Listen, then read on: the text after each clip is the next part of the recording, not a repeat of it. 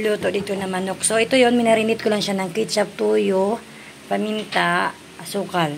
So, hindi ko siya iiyawin. Dapat pang-ihaw to. Pero, nakakatamad na kasi mag-ihaw. So, dito ko na lang siya niluto hanggang siya, no, yung mag-reduce yung sauce niya. So, yan lang po. Yan po. And then, meron din ako dito. Magluluto ko ng konting gulay. Oh, mini chop suey. Char lang. So, ayan. Magluluto ako. So, ayan po yung mga bata. Dahil in synchronous ngayon. Yan. So, kaya keep doon na. Go na. So, alas 11 na. Mainit. Ang hirap magkikilos. Sobrang init. So, magre-reduce yan siya. Hayaan lang natin siya. Maluto siya ng kusa. At hanggang mawala yung sarili niyang sabaw. Sarap nito, guys. Sobra. Oh.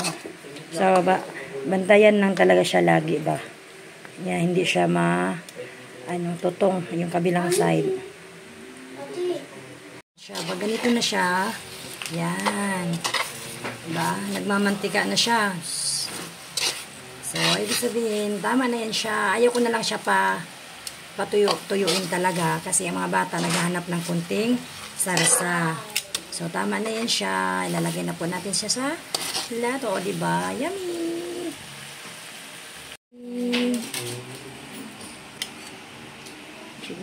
Simutin ang sarsa.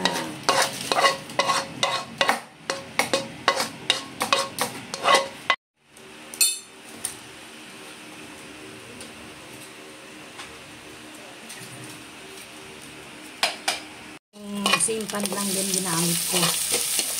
Dito na tayo mag-isa sa ating gulay.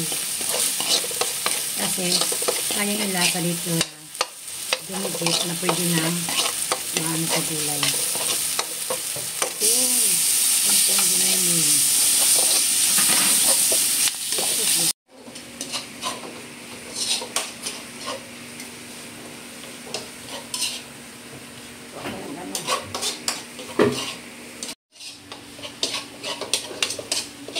Yan, nagisa na natin ating giniling. Yan ang paminta. Natin yung beans natin kasi ito ang matigas.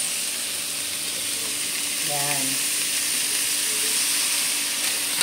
Isa lang natin siya. Adla ko ng konting water. Takpan.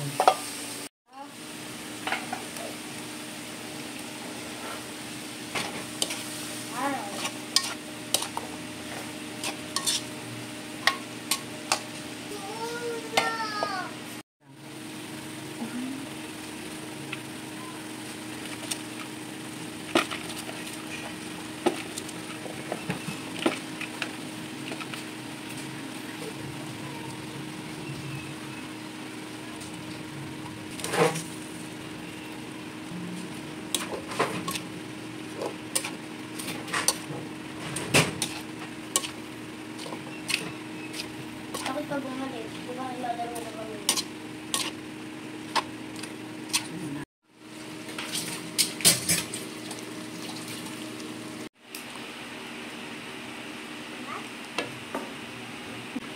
Mas maganda. Ano? Asama mo yun?